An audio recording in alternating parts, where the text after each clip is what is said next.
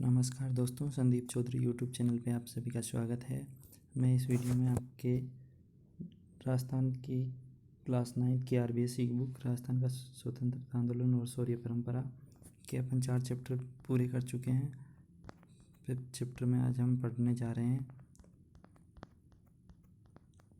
राजस्थान में जन जागृति और प्रजामंडल। इस चैप्टर में अपन क्या क्या पढ़ेंगे उसके बारे में एक ब्रीफ ओवरव्यू ले लेते हैं। राजस्थान में प्रजामंडल की स्थापना के बारे में पढ़ेंगे। प्रजामंडलों की स्थापना के बाद जोधपुर में जन आंदोलन, बीकानेर में जन आंदोलन, जैसलमेर में जन आंदोलन, मेवाड़ में जन आंदोलन, कोटा में जन आंदोलन, बूंदी में जन आंदोलन, जयपुर में जन आंदोलन और अलवर, भरतपुर, धौलपुर, करौली और अन्य राज्यों में जन आंदोलन के बारे में पढ़ेंगे।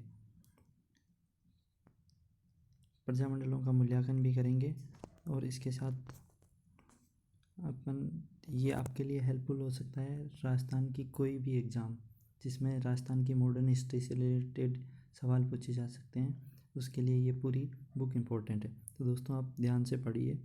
इस बुक को आप खुद भी डाउनलोड करके पढ़ सकते हैं और अदरवाइज़ ये वीडियो में मैं आपको 4 चैप्टर ऑलरेडी कवर करवा चुका हूँ। 5वां चैप्टर आज हम शुरू करने जा रहे हैं, जिसमें अपन पढ़ेंगे। मैं आपको पहले ब्रीफ ओवरव्यू दे देता हूँ। इसमें राजस्थान में जन जागृति और प्रजामंडल पढ़ेंगे, जिसमें भारत में उस टाइम की सिचुएशन जो थी, असहयोग आंदोलन वगैरह चल रहे थे गांधी जी के नेतृत्व में और पूरे देश में अंग्रेज़ों के खिलाफ आक्रोश था। उसी समय राजस्थान में भी जन जागृति बड़े लेवल पे चल रही थी। किसान आंदोलन हो चुके थे। 1857 की क्रांति उससे पहले हो चुकी थी, जिनके बारे में अपन पढ़ चुके हैं। और फिर राजस्थान में जनजातीय आंदोलनों के बारे में भी पढ़ चुके हैं। और फिर अपन अब राजस्थान में जन जागृति और प्रजामंडलों की स्थापना के बारे में आज हम शुरू करने जा रहे हैं। इस चैप्टर का पहले ब्रीफ ओवरव्यू आपको मैं दे दूं।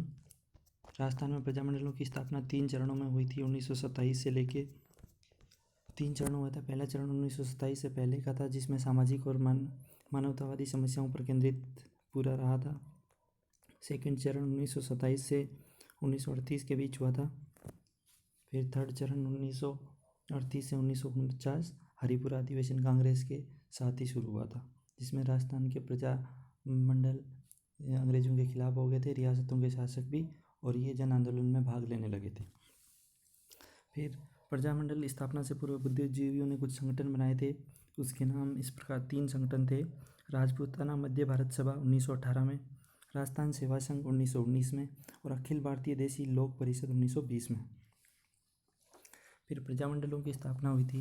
प्रजामंडलों की स्थापना कहाँ हुई थी और कब हुई थी, इसके बारे में बहुत सीधा सवाल आ जाता है एग्जाम में। तो जयपुर में हुई थी 1931 में, लेकिन पॉलिटिकल रूप से एक्टिव हुई थी 1938 में। मारवाड़ या जोधपुर क्षेत्र में 1934 में हुई थी। कोटा प्रजामंडल की स्थापना 1938 में हुई थी। मेवाड़ भी 1938 और अलवर भी 1938। भरतपुर प्रजामंडल की स्थापना 1939 में हुई थी। बूंदी में 1944 में बहुत लेट जाके हुई थी। और जैसलमेर में 1945। सिरोही लोक परिषद जो मुंबई में स्थापित हुई थी 1933 में, और बीकानेर 1936। तो चलो दोस्तों शुरू करते हैं। राजस्थान में जन जागृति और प्रजामंडल ब्रीफ ओवरव्यू के बाद अब हम ये इस चैप्टर में पढ़ेंगे जो मैंने आपको ब्रीफ ओवरव्यू दिया है अभी तक। अब अपन शुरू करते हैं। 1857 ईस्वी का प्रथम स्वाधीनता संग्राम सफल नहीं हो पाया, परंतु जनता में नव चेतना और जागृति की भावना अवश्य उत्पन्न हो गई। इसके लिए निम्नलिखित कारण उत्तरदायी थे। राजस्थान में सांस्कृतिक एवं ऐतिहासिक वैभव की आत्मानुभूति जब हिंदी, गुजराती और बांग्ला साहित्य से राजस्थानी चरित्रों के बारे में हुई, तब जनता अपने प्राचीन गौरव के प्रति सजग हो उठी। ये कारक बताए हैं जन जागृति के। पहला कारक ये है, राजस्थान में सांस्कृतिक और ऐतिहासिक वैभव की आत्मानुभूति जब हिंदी, गुजराती और बांग्ला साहित्य से राजस्थानी चरित्रों के बारे में हुई, तब जनता अपने प्राचीन गौरव के प्रति सजग हुई। दूसरा है, आर्य समाज की शाखाओं ने भी राजस्थान में स्वतंत्रता के प्रति विचारों को फैलाकर राष्ट्रीय चेतना प्रज्वलित की। राजनीतिक जागृति की भावना को विकसित करने में स्वामी दयानंद सरस्वती और स्वामी विवेकानंद का महत्वपूर्ण योगदान था। समाज सुधार आंदोलन हुए थे 19वीं सेंचुरी में भारत में बड़े स्तर पर, जिसमें आर्य समाज, ब्रह्म समाज, राजा राममोहन राय, विवेकानंद, रामकृष्ण परमहंस, दयानंद सरस्वती, इन्होंने अपना योगदान दिया था। उसी का प्रभाव राजस्थान में भी आर्य समाज का हुआ। फिर तीसरा है साहित्य और पत्रकारिता ने भी राष्ट्रीय भावना को जगाया। बंकिम चंद्र चटर्जी ने वंदे मातरम गान से राजस्थान गूंज उठा। तो सीधा सवाल पूछा जा सकता है दोस्तों एग्जाम में, बंकिम चंद्र चटर्जी ने क्या लिखा था? वंदे मातरम, जो राष्ट्रीय गान था। राजस्थान समाचार, देश हितैषी, परोपकार आदि समाचार पत्रों ने भी राष्ट्रीय भावना को जागृति में महत्वपूर्ण सहयोग दिया। उदयपुर से सज्जन, कीर्ति सुधाकर तथा अजमेर से एक अंग्रेजी साप्ताहिक राजस्थान टाइम्स का सन 1885 में प्रकाशन शुरू हुआ। दोस्तों ये भी इम्पोर्टेंट है। उदयपुर से सज्जन, कीर्ति सुधाकर समाचार पत्र था और अजमेर से अंग्रेजी साप्ताहिक था जिसका नाम था राजस्थान टाइम्स, जो 1885 में प्रकाशित होना शुरू हुआ। अखबारों के माध्यम से लोगों में राष्ट्रीय और राजनीतिक चेतना का उदय हुआ। फिर अगला है छपनियों के भीषण अकाल के समय अंग्रेजों की ओर से जो उपेक्षा बरती गई, उसके कारण अंग्रेजों के प्रति विरोध का वातावरण बना, अतः जनता के मन में स्वतंत्रता प्राप्ति के विचार बनने आरंभ हो गए। अगला है एडवर्ड सप्तम के राज्यारोहण समारोह के समय उदयपुर के महाराणा फतेह सिंह को आमंत्रित किया गया। इसमें शामिल होने के लिए उन्होंने दिल्ली प्रस्थान किया। लेकिन इसी समय अपन ने पीछे पढ़ा था फर्स्ट चैप्टर में कि जो केसरी सिंह बारट थे क्रांतिकारी, उन्होंने इनको वहाँ जाने से रोकने के लिए आगे आएगा दिया हुआ है। इसमें शामिल होने के लिए उन्होंने दिल्ली प्रस्थान किया उदयपुर के महाराणा फतेह सिंह ने। किसके लिए? एडवर्ड सप्तम के राज्यारोहण समारोह में। तभी उन्हें रास्ते में शाहपुरा के क्रांतिकारी थे केसरी सिंह बारट ने चेतावनी राचौंगटिया नामक एक रचना भेंट की। उससे उनमें आत्मसम्मान की भावना जागी और उन्होंने दिल्ली दरबार के समारोह में शामिल होने का निश्चय किया। तो दोस्तों यहाँ सीधा पूछ सकते हैं चेतावनी राचौंगटिया किसकी रचना है? तो केसरी सिंह बारट की। किसके बारे में है? तो महाराणा फतेह सिंह को एडवर्ड सप्तम के राज्यारोहण समारोह में जाने से रोकने के लिए उन्होंने इस रचना को भेंट किया। फलस्वरूप महाराणा फतेह सिंह में आत्मसम्मान का जाग उठा और उन्होंने दिल्ली दरबार में जाने से अपने आप को रोकने का निश्चय किया। महाराणा के इस कार्य से राजस्थान की जनता में एक नव चेतना की लहर दौड़ गई। अंग्रेजों की आर्थिक नीतियों के कारण राजस्थान का आर्थिक जीवन अस्त व्यस्त हो गया, बेरोजगारी की स्थिति उत्पन्न हो गई, असंतोष का वातावरण उत्पन्न हो गया। अगला रीजन है दोस्तों जो कारक है, 1885 में इंडियन नेशनल कांग्रेस की स्थापना हो गई थी। 1887 में गवर्नमेंट कॉलेज अजमेर के छात्रों ने कांग्रेस कमेटी का गठन किया। आगे चलकर जनता में राष्ट्रीय भावना उत्पन्न हुई जो निरंतर बलवती होती गई। 1888 में कांग्रेस के इलाहाबाद अधिवेशन में अजमेर के गोपीनाथ माथुर, किशनलाल, हरविलास शारदा राजस्थान के प्रतिनिधि बनकर पहुंचे। जो 1888 का इलाहाबाद अधिवेशन हुआ था उसमें अजमेर के गोपीनाथ माथुर, किशनलाल और हरविलास शारदा राजस्थान के प्रतिनिधि बनकर वहाँ पे कांग्रेस के अधिवेशन में शामिल हुए। 1918 में दिल्ली में आयोजित कांग्रेस अधिवेशन में राजस्थान के कई व्यक्तियों ने भाग लिया, जिसके परिणाम स्वरूप इनका संपर्क ब्रिटिश भारत और अन्य राज्यों के नेताओं से हुआ। इस अधिवेशन के बाद गणेश शंकर विद्यार्थी, विजय सिंह पथिक, जमनालाल बजाज, चांदकरण शारदा, गिरधर शर्मा, स्वामी नरसिंह देव सरस्वती आदि के प्रयत्नों से राजपूताना मध्य भारत सभा नामक एक राजनीतिक संस्था की स्थापना कब हुई? 1918 में। स्थापना दिल्ली के चांदनी चौक स्थित मारवाड़ी पुस्तकालय में हुई। तो दोस्तों ये इम्पोर्टेंट है, किस अधिवेशन में? 1918 के दिल्ली अधिवेशन में राजस्थान के कई व्यक्तियों ने भाग लिया, जिसमें कौन कौन थे? गणेश शंकर विद्यार्थी, विजय सिंह पथिक, जमनालाल बजाज, चांदकरण शारदा, गिरधर शर्मा, स्वामी नरसिंह देव सरस्वती। इनके प्रयत्नों से राजस्थान मध्य भारत सभा की स्थापना हुई थी, जो एक राजनीतिक संस्था थी दिल्ली के चांदनी चौक पुस्तकालय में, मारवाड़ी पुस्तकालय में। बाद में कांग्रेस का नागपुर अधिवेशन होता है 1920 में के समय यह कांग्रेस की सहयोगी संस्था बन गई। कौन सी? राजपूताना मध्य भारत सभा, जो 1918 में स्थापित हुई, वो 1920 के नागपुर अधिवेशन में कांग्रेस की सहयोगी संस्था मान ली गई। दोस्तों यहाँ गणेश शंकर विद्यार्थी की फ़ोटो दे रखी है और दूसरे जमनालाल बजाज, ये राजस्थान के स्वतंत्रता सेनानियों में भी इनको गिना जाता है। और राजस्थान के महत्वपूर्ण व्यक्तित्व में जो सिलेबस में बहुत सारे RS के प्री के सिलेबस में दिया हुआ है, उनमें सीधे सवाल पूछे जा सकते हैं इनसे। राजपूताना मध्य भारत सभा का दूसरा अधिवेशन कांग्रेस अधिवेशन के साथ ही दिसंबर 1919 में अमृतसर में संपन्न हुआ। मार्च 1920 में इसका तीसरा अधिवेशन किसका? राजपूताना मध्य भारत सभा, जो 1918 में इस्टेब्लिश हुई थी। इसका मार्च 1920 में इसका तीसरा अधिवेशन जमनालाल बजाज की अध्यक्षता में अजमेर में आयोजित किया गया।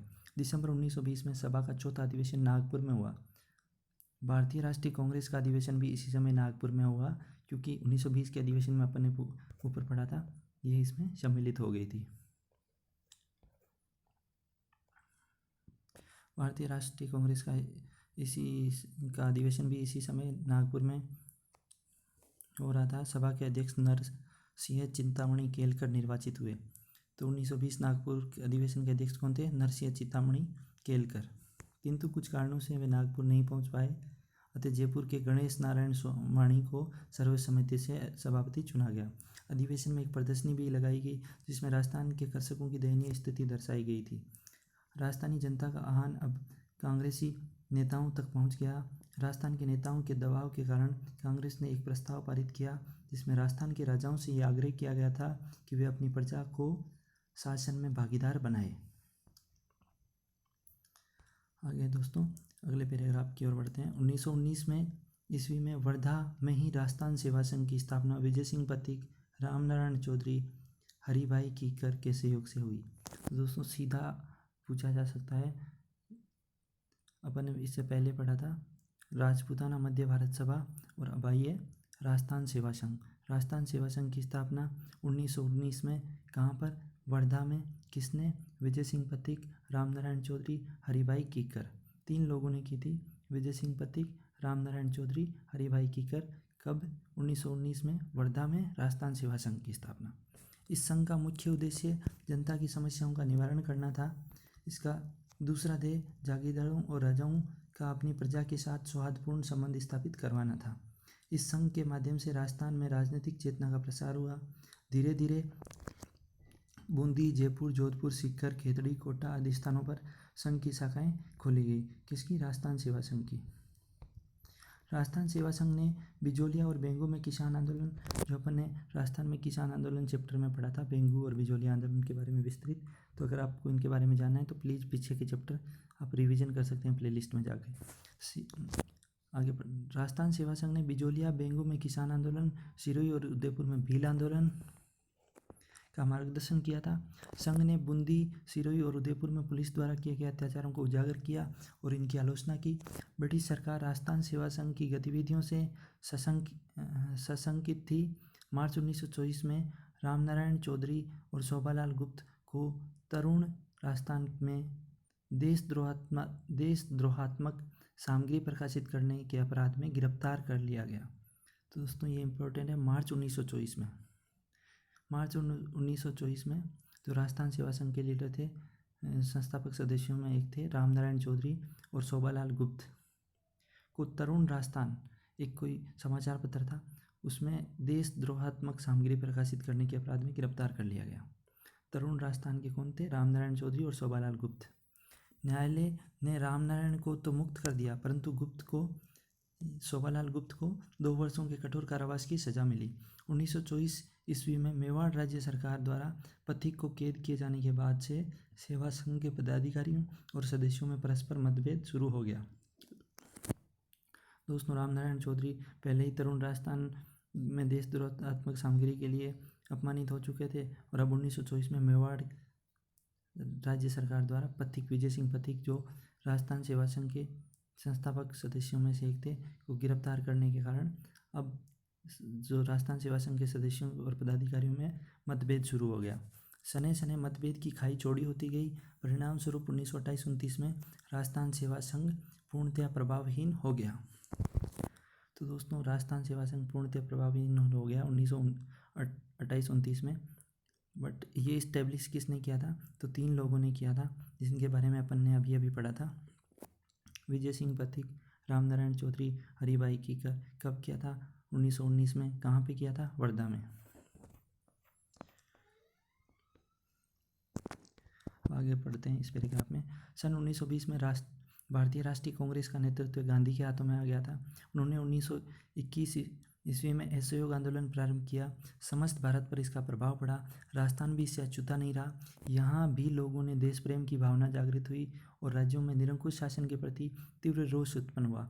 जोधपुर में एक सत्याग्रही भंवरलाल सराफ हाथ में तिरंगा झंडा लेकर शहर में घूमे।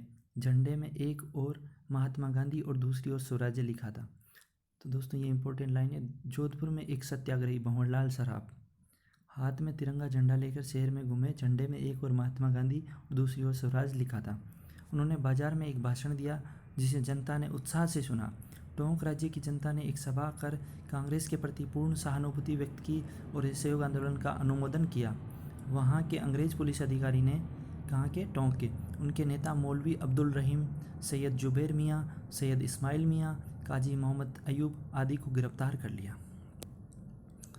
लगभग 70 अन्य व्यक्ति भी इस संबंध में गिरफ्तार किए गए, लेकिन शीघ्र ही छोड़ दिए गए। जयपुर राज्य में जमनालाल बजाज ने अपनी राय बहादुर की उपाधि लौटा दी और 1 लाख रुपए तिलक स्वराज कोष में दिए। तो ये इंपॉर्टेंट है दोस्तों। असहयोग आंदोलन से प्रेरित होकर के जयपुर राज्य के जमनालाल बजाज थे, जयपुर राज्य के निवासी जमनालाल बजाज, जिनको राय बहादुर की उपाधि अंग्रेजों द्वारा दी गई थी, वो उन्होंने लौटा दी और तिलक स्वराज फंड जो बाल गंगाधर तिलक ने बनाया था उसमें 1 लाख रुपए दिए। उन्होंने 11,000 रुपये मुस्लिम लीग को भी दिए। मुस्लिम लीग जो 1906 में इस्टेब्लिश हुआ था, सलीमुल्लाह खां और एक और व्यक्ति थे, दोनों ने मिलकर ढाका में इस्टेब्लिश किया था, तो उसमें भी उन्होंने 11,000 रुपये दिए। उन्होंने अखिल भारतीय कांग्रेस कमेटी की कार्यकारिणी का सदस्य बनाया गया। किनको? जमनालाल बजाज जो जयपुर राज्य के निवासी थे, जिन्होंने राय बहादुर की उपाधि लौटा दी थी। असहयोग आंदोलन से प्रेरित होकर तिलक स्वराज कोष में उन्होंने 1 लाख रुपए दिए और 11,000 मुस्लिम लीग को दिए और अखिल भारतीय कांग्रेस कमेटी की कार्यकारिणी का सदस्य उनको बनाया जाता है। इसके बाद वे गांधी जी के बहुत निकट आ गए। बजाज से प्रेरित होकर राजस्थान के दूसरे व्यापारियों ने भी इस आंदोलन के दौरान कांग्रेस को आर्थिक सहयोग दिया। बीकानेर में राजनीतिक जागृति अपेक्षाकृत देरी से हुई। धीरे धीरे यहाँ भी ब्रिटिश प्रांतों में चल रहे असहयोग आंदोलन का प्रभाव पड़ने लगा और जनता में रियासती शासक के प्रति असंतोष फैलना आरंभ हो गया। सन 1921 में बीकानेर में मुक्ता प्रसाद वकील आदि ने विदेशी कपड़ों की होली जलाई। सन 1921 में बीकानेर में मुक्ता प्रसाद वकील ने आदि ने विदेशी कपड़ों की होली जलाई और खादी पहनने का व्रत लिया। बीकानेर में खादी भंडार भी खोला गया। अनेक स्थानों पर जनता में जागृति लाने के उद्देश्य से पुस्तकालय और वाचनालय खोले गए। चूरू, सुजानगढ़, रतनगढ़ आदि में सर्वहितकारिणी सभा, विद्या प्रचारिणी सभा आदि नाम से समाज सेवा के उद्देश्य से संस्थाएं स्थापित की गई। सर्वहितकारिणी सभा और विद्या प्रचारिणी सभा नाम से इन संस्थाओं की ओर से राजनीतिक साहित्य के परिचय आदि प्रसारित किए गए। दोस्तों इनके बारे में अपन पिछले राजस्थान में क्रांतिकारी वाले चैप्टर में पढ़ चुके हैं। तो आप बताइए सर्वहितकारिणी सभा और विद्या प्रचारिणी सभा किसने स्थापित की थी? 15 मार्च 1921 को अजमेर में द्वितीय राजनीतिक सम्मेलन का आयोजन किया गया, जिसमें मोतीलाल नेहरू उपस्थित हुए। 15 मार्च 1921 में अजमेर में द्वितीय राजनीतिक सम्मेलन का आयोजित होता है, जिसमें मोतीलाल नेहरू उपस्थित थे। मोतीलाल नेहरू कौन थे? जवाहरलाल नेहरू के पिता, ये भी वकील ही थे। मौलाना शौकत अली ने सम्मेलन की अध्यक्षता करते हुए विदेशी वस्त्रों का बहिष्कार किया। कहाँ पे? अजमेर में। अजमेर में पंडित गौरीशंकर के नेतृत्व में विदेशी वस्त्रों का बहिष्कार किया गया और इस कार्य में अर्जुन लाल शेट्टी, चांदकरण शारदा आदि ने भी भाग लिया। तो दोस्तों अपन जयपुर में पढ़ चुके हैं, बीकानेर में पढ़ चुके हैं, अजमेर में पढ़ चुके हैं। प्रथम विश्व युद्ध के दौरान राजस्थान के नरेशों ने तन, मन और धन से ब्रिटिश सरकार को सहायता प्रदान कर ब्रिटिश साम्राज्य के प्रति पूर्ण निष्ठा का परिचय दिया। ब्रिटिश सरकार ने भी उन्हें अपना विश्वसनीय सहयोगी तथा युद्ध संचालन में भागीदार बनाया था। बीकानेर के महाराजा गंगा सिंह को साम्राज्यिक युद्ध मंत्रिमंडल और साम्राज्यिक युद्ध सम्मेलन का सदस्य मनोनीत किया गया। उन्होंने जर्मनी से संधि वार्ता में भाग लेने के लिए भारत का प्रतिनिधित्व करने हेतु पेरिस भेजा गया। विश्व युद्ध की समाप्ति के बाद वायसराय की अध्यक्षता में नरेंद्र मंडल की स्थापना की गई, जहां देशी राजा अपने राज्यों और भारत सरकार से संबंधित समस्याओं पर विचार विमर्श कर सकते थे। तो नरेंद्र मंडल क्या था? विश्व युद्ध की समाप्ति के पश्चात वायसराय की अध्यक्षता में नरेंद्र मंडल बनाया गया था, जहां देशी राजा मतलब भारत के राजा राज्यों और भारत सरकार से संबंधित समस्याओं पर विचार विमर्श कर सकते थे। इसके साथ ही ब्रिटिश सरकार द्वारा देसी राजाओं को संकेत दिया गया कि वे राष्ट्रवादी, मध्यवर्गीय लोग, किसान, मजदूर आदि समाज की निम्न स्तर की उभरती शक्ति ब्रिटिश सरकार और देसी नरेशों के लिए समान रूप से अशांति और खतरा उत्पन्न करने का कारण बन सकती है। कौन? मध्यवर्गीय लोग, किसान और मजदूर। ब्रिटिश प्रशासकों ने मेवाड़ के बिजोलिया ठिकाने में किसान पंचायतों की स्थापना पर गौर किया और उनकी आत्मनिर्भरता की तुलना रूसी सोवियतों से की और बिजोलिया किसान आंदोलन के सूत्रधार जो विजय सिंह पथिक थे को बोल्शेविक या विप्लववादी कहा। ऊपर आया हुआ है दोस्तों कि बिजोलिया किसान आंदोलन पढ़ेंगे तो विजय सिंह पथिक के बारे में डिटेल से, तो आप ज़रूर रिवीजन करते रहें। रिवीजन नहीं करेंगे तो भूलते जाएंगे चीज़ों को, रटना नहीं है, आपको चीज़ों को बार बार रिवाइज करना है, पढ़ना है। एक बार फिर समान हितों की बात कहकर देसी राज्यों का सहयोग प्राप्त करने का प्रयास किया गया। देसी राज्यों का अस्तित्व ब्रिटिश सत्ता के साथ जुड़ा हुआ था, इसलिए राजस्थान के राजाओं ने असहयोग आंदोलन को अपने अस्तित्व के लिए खतरा समझा। राजस्थान के शासक अपने राज्यों में असहयोग आंदोलन के दौरान होने वाली गतिविधियों के प्रति सतर्क हो गए। स्वयं को प्रगतिशील मानने वाले बीकानेर के महाराजा गंगा सिंह ने अपने राज्य के शिव मूर्ति सिंह, संपूर्णानंद और आनंद वर्मा को सरकारी नौकरी से इसलिए निलंबित कर दिया क्योंकि वे स्वदेशी वस्त्र पहनते थे और उन्होंने तिलक स्वराज्य कोष में चंदा जमा कराया था। दोस्तों ये फिर से पढ़ते हैं पूरा पैराग्राफ। राजस्थान के शासक अपने राज्य में असहयोग आंदोलन के दौरान होने वाली गतिविधियों के प्रति सतर्क हो गए और स्वयं को प्रगतिशील मानने वाले बीकानेर के महाराजा गंगा सिंह थे ने अपने राज्य के 3 व्यक्ति थे, शिव मूर्ति सिंह, संपूर्णानंद और आनंद वर्मा को सरकारी नौकरी से इसलिए निलंबित कर दिया क्योंकि वे स्वदेशी वस्त्र पहनते थे और उन्होंने तिलक जो स्वराज कोष था उसमें चंदा दिया था।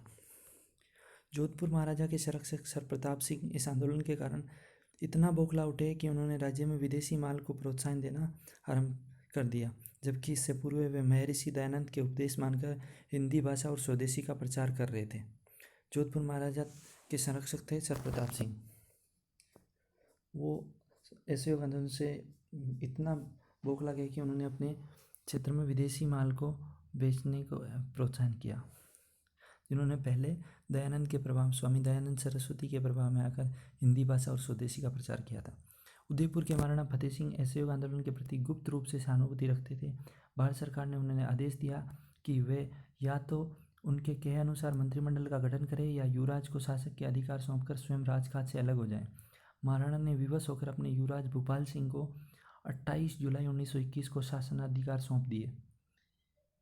महाराणा फतेह सिंह ने अंग्रेजों के प्रभाव में विवश होकर अपने पुत्र अर्थात युवराज भूपाल सिंह को 28 जुलाई 1921 को शासनाधिकार सौंप दिए।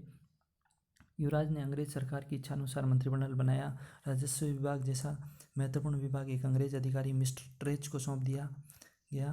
ब्रिटिश सरकार अब ये प्रयत्न करने लगी थी कि जहाँ तक हो सके राजस्थान के राज्यों में अंग्रेजी मंत्रियों की नियुक्ति हो ताकि वे राज्य में बढ़ती हुई राजनीतिक चेतना पर नियंत्रण रख सकें। सिरोही, बूंदी, जोधपुर, जयपुर में अंग्रेज व्यक्तियों को मंत्री नियुक्त किया गया। जहाँ ऐसा संभव नहीं हुआ वहाँ राज्य के बाहर के व्यक्तियों को उच्च पदों पर नियुक्त करने की व्यवस्था की गई। स्थानीय प्रतिभा को पूर्ण रूप से अवहेलना की गई। मारवाड़ अर्थात जोधपुर राज्य का प्रथम मैट्रिक परीक्षा उत्तीर्ण व्यक्ति और स्थानीय कॉलेज का प्रथम स्नातक दरबार हाई स्कूल में क्रम से लेखाकार और सामान्य अध्यापक के पद पर ही कार्यरत रहे। राजस्थान के अनेक राज्यों में राजाओं का प्रशासन का अधिकार छीनकर नवनियुक्त दीवानों और निरंकुश नौकरशाहों को दे दिया गया। उनका कार्य जनता की राजनीतिक गतिविधियों पर अंकुश लगाए रखना था। वे अपने कार्य के लिए राजा या जनता के स्थान पर दिल्ली के राजनीतिक विभाग के प्रति उत्तरदायी थे। 20वीं शताब्दी के तृतीय दशक तक राज्यों में बहुत बड़ी संख्या में शिक्षित लोग मौजूद थे जिन्होंने राज्य में कार्य करने का अवसर प्राप्त नहीं हो रहा था। परिणाम स्वरूप उनमें असंतोष फैल गया। इस शिक्षित वर्ग ने प्रचलित व्यवस्था में व्याप्त अनियमितताओं को उजागर कर जनता में जागृति उत्पन्न की। उन्होंने नागरिक अधिकारों और उत्तरदायी सरकार की स्थापना के लिए संघर्ष किया और जन आंदोलनों का नेतृत्व प्रदान किया। राजस्थान में अब नए युग का सूत्रपात हुआ। दोस्तों इस प्रकार अपन ने चैप्टर का इंट्रो पूरा पढ़ लिया है। राजस्थान में कैसे जन जागृति की शुरुआत होती है ये अपन ने पढ़ लिया है। अब अपन प्रजामंडलों के बारे में पढ़ने जा रहे हैं, जिसमें अपन प्रजामंडलों की स्थापना के बारे में पढ़ेंगे। राजस्थान में प्रजामंडलों की स्थापना। राजस्थान में स्वतंत्रता संघर्ष को 3 चरणों में विभक्त किया गया, जैसा कि मैंने आपको पहले भी बताया था। प्रथम चरण 1927 ईस्वी से पूर्व, द्वितीय चरण था 1927 से 38 और तृतीय चरण था 1938 से 1949। प्रथम चरण सामाजिक और मानवतावादी समस्याओं पर केंद्रित था। दूसरा चरण 1927 में all India states people conference की स्थापना हुई और थर्ड में जो 1938 से 1949 तक चला था, 1938 ईस्वी में हरिपुरा कांग्रेस अधिवेशन में प्रस्ताव पास कर देशी रियासतों में लोगों द्वारा स्वतंत्रता संघर्ष चलाने की बात कही गई। 1938 ईस्वी के बाद ही विभिन्न राज्यों में प्रजामंडल या प्रजा परिषदों की स्थापना हुई तथा राजनीतिक अधिकारों और उत्तरदायी प्रशासन के लिए आंदोलन शुरू किए गए। प्रजामंडल की स्थापना से पूर्व भी मुख्यतः बुद्धिजीवी वर्ग ने ब्रिटिश भारत के समान रियासतों ने भी प्रजा के अनेक संगठन बनाए। ऐसे संगठनों में बुद्धिजीवी वर्ग ने ब्रिटिश भारत के समान रियासतों में भी प्रजा के अनेक संगठन बनाए। ऐसे संगठनों में थे 1918 में राजपूताना मध्य भारत सभा, 1919 में राजस्थान सेवा संघ। तो चलो बताइए दोस्तों, राजस्थान सेवा संघ किन 3 व्यक्तियों ने मिलकर 1919 में गठित किया था? और राजपूताना भी बताइए, राजपूताना मध्य भारत सभा किसने गठित किया था? तथा 1920 ईस्वी में अखिल भारतीय देशी लोक परिषद की स्थापना हुई। इन संगठनों के माध्यम से स्वतंत्रता आंदोलन में तीव्रता आई। तो इस प्रकार अब पढ़ते हैं प्रजामंडलों की स्थापना कैसे हुई और कहाँ कहाँ कब कब हुई। सर्वप्रथम प्रजामंडल की स्थापना 1931 ईस्वी में जयपुर में की गई, परंतु इसने राजनीति में प्रवेश 1938 ईस्वी में किया। मारवाड़ में प्रजामंडल की स्थापना 1934 में हुई और कोटा में प्रजामंडल की स्थापना 1938 में हुई। इसी वर्ष उदयपुर में मेवाड़ प्रजामंडल और अलवर में अलवर राज्य प्रजामंडल की स्थापना होती है 1938 में ही। फिर 1939 में भरतपुर में भी इसकी स्थापना हो गई। बूंदी में प्रजामंडल की स्थापना कोटा से 6 वर्ष बाद 1944 में होती है। 1945 में जैसलमेर प्रजामंडल की स्थापना हुई। 1933 ईस्वी में सिरोही लोक परिषद की स्थापना बम्बई वर्तमान मुंबई में की गई और बीकानेर में लोक परिषद की स्थापना 1936 में की गई। अब अपन सबके बारे में डिटेल में पढ़ते हैं। तो उससे पहले कैसे प्रजामंडल के लिए जन आंदोलन होते हैं और कैसे प्रजामंडल तक पहुंचते हैं उसके बारे में पढ़ रहे हैं। जोधपुर में जन आंदोलन की शुरुआत। राजस्थान में जन आंदोलन सर्वप्रथम जोधपुर से प्रारंभ हुआ। जनवरी 1938 में नेताजी सुभाष चंद्र बोस जोधपुर आए और उन्होंने लोगों से त्याग बलिदान के लिए सदैव तत्पर रहने के लिए आह्वान किया। द्वितीय महायुद्ध में जब अंग्रेजों ने देशी राज्यों से परामर्श किए ही बिना देशी राज्यों को युद्ध में धकेल दिया, तो मारवाड़ लोक परिषद जो स्थापित हुई थी मारवाड़ लोक परिषद के बारे में नहीं, मारवाड़ लोक परिषद में इसके विरोध में आवाज़ उठाई। जब ब्रिटिश प्रांतों में कांग्रेस मंत्रिमंडल ने अपना रोष बताते हुए ये पद से त्यागपत्र दिए, तो जोधपुर के जयनारायण व्यास ने भी सलाहकार परिषद से इस्तीफा दे दिया। तो ये दोस्तों बहुत एमिनेंट लीडर हैं राजस्थान के, जोधपुर के जयनारायण व्यास। इस कारण सरकार ने 29 मार्च 1940 ईस्वी को लोक परिषद को गैर कानूनी संस्था घोषित कर दिया और अनेक नेताओं को जेल में डाल दिया। छात्रों ने इस आंदोलन में सक्रिय भाग लिया। इसमें प्रमुख थे जगदीश लाल, जोरावर मल, मदन लाल। जगदीश लाल, जोरावर मल और मदन लाल, इन्होंने छात्रों को स्कूल जाने से रोका और उन्हें परीक्षा न देने का अनुरोध किया। 18 अगस्त 1942 को आंदोलन के छठे डिक्टेटर फूलचंद बापना को गिरफ्तार कर लिया गया। नागौर के शिवदयाल दवे को भी, जिसे 7वां डिक्टेटर बनाया गया। छठा डिक्टेटर फूलचंद बापना था और 7वां था नागौर के शिवदयाल को बनाया गया और उनको गिरफ्तार कर लिया गया।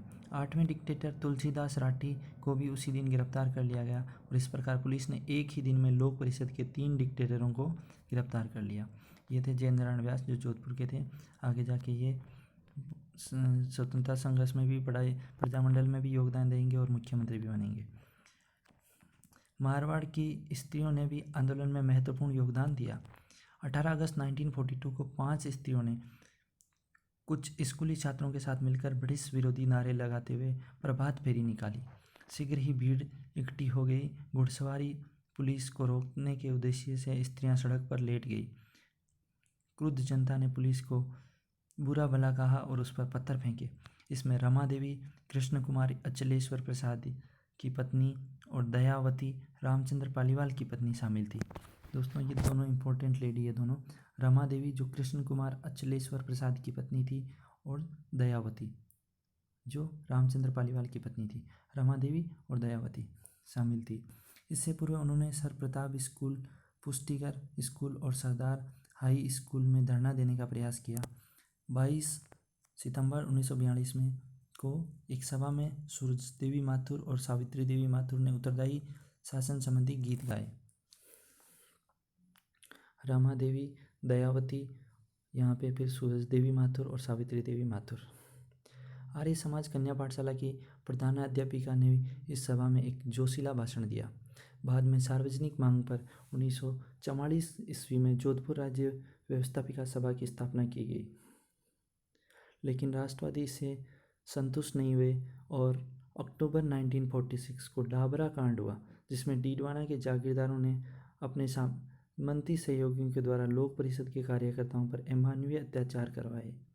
तो दोस्तों डाबरा कांड के बारे में अपन पहले भी पढ़ चुके हैं राजस्थान में किसान आंदोलन चैप्टर में, तो वहाँ पे आप इसके बारे में डिटेल में पढ़ सकते हैं, जो डीडवाना के पास हुआ था नागौर क्षेत्र में, जो जोधपुर प्रांत के अंतर्गत आता था।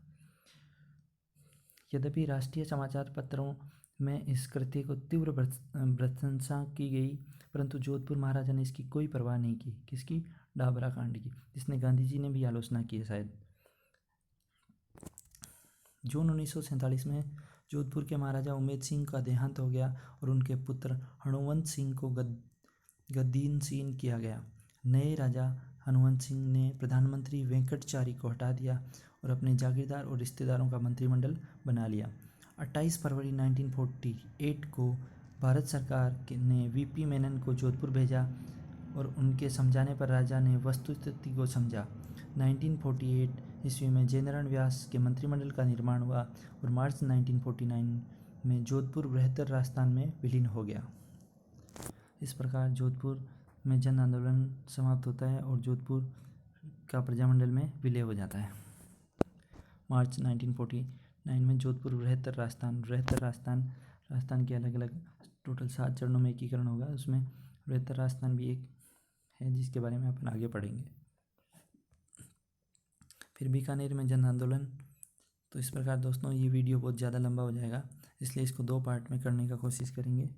अगले वीडियो में अपन राजस्थान में जन आंदोलनों में जोधपुर का कंप्लीट कर चुके हैं, टोटल 12 है, जिसमें अपन बीकानेर, जैसलमेर, मेवाड़, कोटा, बूंदी, जयपुर, अलवर, भरतपुर, धौलपुर, करौली और अन्य राज्यों में जन आंदोलन के बारे में पढ़ेंगे और साथ ही प्रजामंडलों का मूल्यांकन के साथ ही इस चैप्टर के ब्रीफ ओवरव्यू दे के आपको रिवीजन भी करवा दूंगा। तब तक के लिए दोस्तों जय हिंद, गुड नाइट।